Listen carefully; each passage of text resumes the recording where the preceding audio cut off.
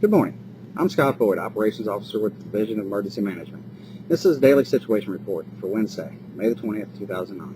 The State Emergency Operations Center is currently activated to a Level 2 status due to a public health emergency issued by the Surgeon General of Florida for the H1N1 flu virus. The State EOC and ESF 49 are also supporting local wildfire operations.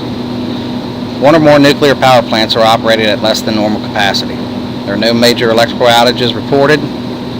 All airports and seaports in the state are open and operating. All major highways in the state are open or will be open in the next 12 hours. The Florida Department of Health is actively monitoring the situation involving the swine flu outbreak and is proactively responding to this event by enhancing their surveillance and monitoring efforts for the influenza across the state. There are no confirmed or suspected attacks on major computer networks at this time, and there are no known border security issues at this time. And now for a weather brief. Thank you, Scott. A storm system currently developing over the eastern Gulf of Mexico will maintain a highly tropical air mass across the state today and through the remainder of the week.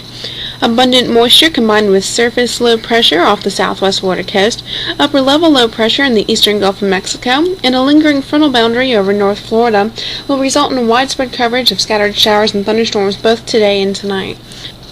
Frequent lightning and locally heavy rainfall will be the main threats in storms today, but a few storms could also become strong or severe, containing strong wind gusts and small hail.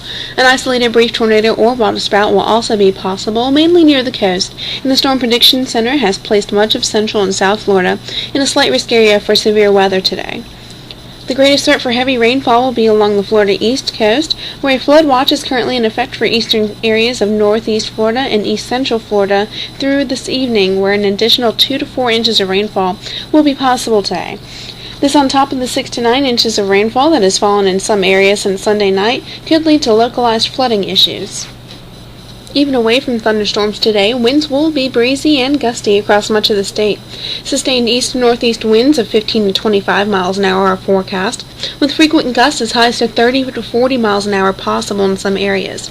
As a result, wind and lake wind advisories are in effect for much of North Florida and coastal areas of east central Florida through this evening. These strong winds at the coast will continue a high risk of rip currents at all Atlantic coast beaches today. In addition, large ocean swells will generate rough surf conditions capable of producing minor beach erosion during times of high tide. A high surf advisory is currently in effect along the northeast and east central Florida coast through tonight. Large waves are also expected along the Panhandle coast today, with a moderate risk of rip currents forecast at southeast-facing beaches along the Florida Big Bend and along the western Florida Panhandle coast today. For drought conditions, the Keach Prime Drought Index average for the state of Florida is down to 334 on a scale of 0 to 800 due to the abundant rainfall occurring over the past week. With a high chance for widespread rainfall forecast to continue this week and into the weekend, with rainfall amounts up to 7 inches possible over the next 5 days, drought values statewide will likely continue to decrease. With the threat of heavy rainfall today, the importance of road safety is critical. Low-lying areas and roads can quickly become flooded.